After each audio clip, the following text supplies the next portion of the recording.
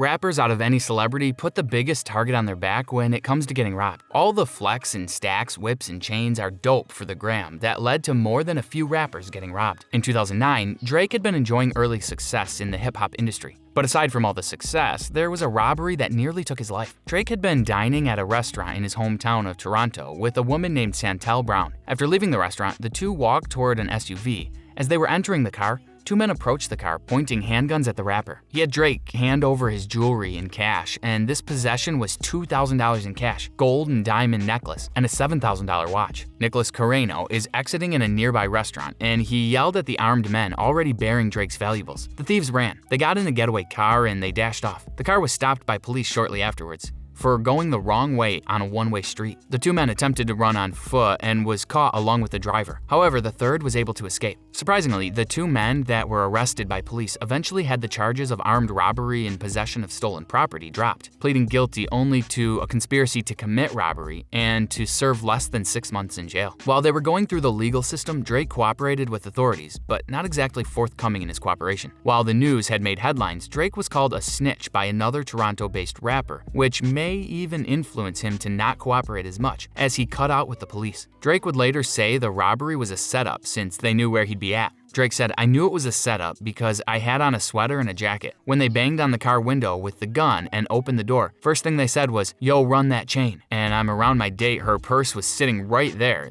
Okay, yeah, you set the whole thing up." The Atlanta trio Amigos have been performing at a venue in DC in 2014. McCoy Bow was robbed while exiting the strip club. McCoy was suspected to have been robbed by a member of Chief Keef GBE group Capo. The two groups had been beefing with each other since the prior year, when GBE took offense to Amigos' track name, Broken Knees. When officer was asked about whether it's intentional, this your spawn is saying, "You know people gonna take over, they gonna take it, put out, they want to put it. We listened to the song, self-explanatory. I'm gonna do one, I must say, your name, keep it, and hunt it. There's no need for me to be sneak dissing." After the incident, Kappa took to Twitter to talk about how this all case took place in DC, in a totally non-incriminating way, saying, "Migos soft as hell. I just had 20 dudes. I was by myself on Blood Grave. They all swing and I didn't get hit 2 times. They lil rapping and ass at 20 dudes. With them, I ain't even do nothing but wolf." Backing up his fellow members was Fredo Santana. He said on Twitter, @Migasaki, "I'm in LA, but stop playing with Capo and BD before I get your whole camp killed, facers. My word is law. So don't test Chief Keef." Then pretty much admitted the chain was stolen in an Instagram post,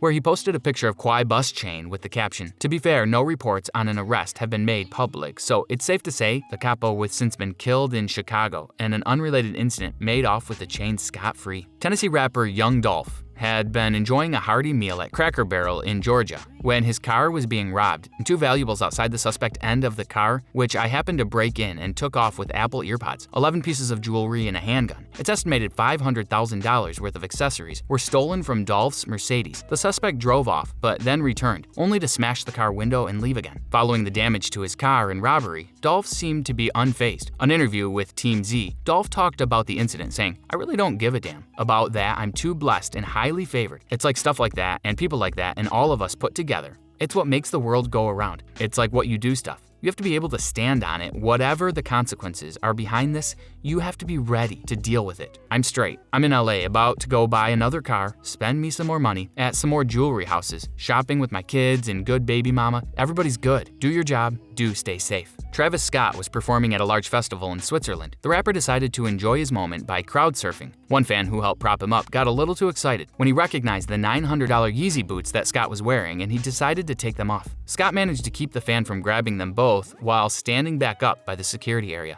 Scott got publicly requested the fans seek revenge in his behalf. "Get that mofo, get him. You try to take my shoe? Trying to be a thief? F him up, F him up." The fans delivered on their orders, repeatedly punching and kicking the thief. Scott threw someone in the fan and then spit on him, and he's being escorted away by festival security guards. While roaming the streets of San Francisco in the middle of the day, 2 Chainz was robbed and shot at while outside of a medical marijuana dispensary. He and his bodyguards were approached by 2 armed men. When they saw the guns drawn, the group took off in different directions. They recognized 2 Chainz, and after eventually taking his phone and wallet, his bodyguard later accounted of the incident, saying, "They pointed the guns at us, and we were like, whoa, we thought it was a joke for a minute. We looked at them, we stopped, kind of paused, thought it was a joke, but all we heard was 2 Chainz give it out. So we stood there, didn't do anything. We just kind of froze. You wanted to see this was real. All of a sudden, next thing you know, 2 Chainz kind of backed up a little bit and then said, give it up, give it up. Then all of a sudden, he took off. He took off running first. When he took off running, we took off running too. Now all of a sudden these dudes just started shooting. I don't know where they shot at. Following the incident, 2 Chainz initially denied the incident ever took place until his team posted a video of it. The rookie robbers took off with an empty wallet. They didn't try to take any of the jewelry 2 Chainz had on him, which then led Chainz to the conclusion that the whole thing was a setup. When police were investigating the robbery, Chainz on him to hold off and he'd handle it himself, but he didn't get to do it as soon as he wanted. 2 days later, he was arrested at an airport for having codeine in his luggage. Soulja Boy had been in custody following his arrest over probation violation. Just a few days after his arrest, his Los Angeles home was robbed and $500,000 with jewelry and personal valuables. The burglary was reported when Soulja's home caretaker returned to the home only to find a safe that had been cleaned out. Included in the items was his phone. A day after the incident, his Instagram was hacked. The hackers, who are presumably the same people who robbed his house, stated that to get his information back, they wanted $1,000. They were also DMing his famous friends, stating that there's a new artist the Souljas were looking to get some features. Police are led to believe that the robbers are likely close to Souljas, since they knew where his house was located, and it only took them 5 minutes to get into the house before stealing his possessions and quickly taking off. During the early years of Waka Flocka's rap career, the then 23-year-old rapper experienced what it was like to get shot during a robbery. Flock had gone to a car wash in Georgia with a friend of his when he was randomly robbed at gunpoint. When they asked him to comply, Flocka started to slowly remove his rings and chains and got to his watch. He was requested to get out of the car, and the robber allowed him to exit. However, when he handed him the watch, Flocka intended to take it back. As the robber turned his attention away, without looking, the robber accidentally fired his handgun, which hit the rapper in the arm. Flocka's account of the incident said, "I'm like, I can't believe it, I'm shot. I felt it in my arm, but I looked down and I felt it in my chest, my back. Everything felt like stop, drop, and roll. I'm leaking, my arm's squirting, and I said, call an ambulance, for my body was getting woozy. I laid down on the flat surface. It messed me up because I didn't do nothing but put air inside my lungs and blood. I ain't panicked, I was just like, fuck it, I'm gonna give up. This shit hurts too bad. I'm gonna give up, partner, with get up. I said, I ain't dead, call an ambulance. By the time I got up, he was like, you done peed on yourself. I was like, this ain't pee, this is blood. I got in the ambulance and the EMS's antenna was like, lift him up, lift up. This hurts, you ever been shot before?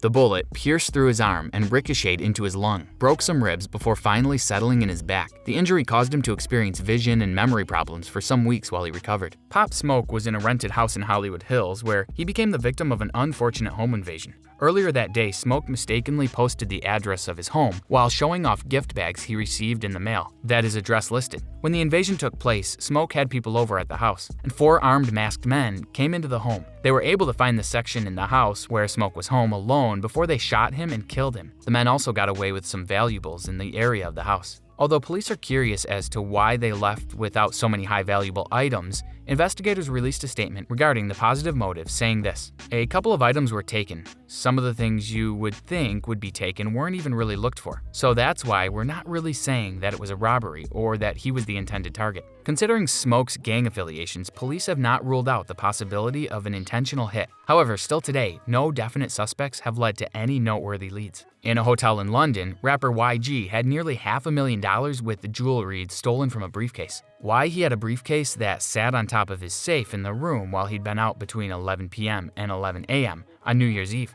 The contents of the briefcase had been stolen, and he admitted that many people had come in and gone out of the room, which leads us to the assumption that he likely wasn't the only person who had access to that room. By the time he'd returned to the room and woke up the next day on New Year's, he noticed the briefcase was lighter than usual. Despite finding out on New Year's why he'd waited nearly a week before he submitted an official police report, I fear the police likely stemmed from the fact that he'd been under investigation about police for some months. The investigation came about when a Cadillac registered under his name was used in a gun battle against LA sheriffs. After a robbery, the shootout led to the death of a 65-year-old man. One man was arrested while another one escaped. YG claimed he was in Hollywood at the time at a recording studio. Ironically, later the same month, he filed a police report for the jewelry robbed in his hotel, and he'd been arrested for being involved in the robbery that had taken place 2 months prior. YG was released on bail, and he's now awaiting his sentencing. When Chris Brown was out of town, his home was invaded by burglars. Brown had been to the house at the time after hearing noise coming from the door.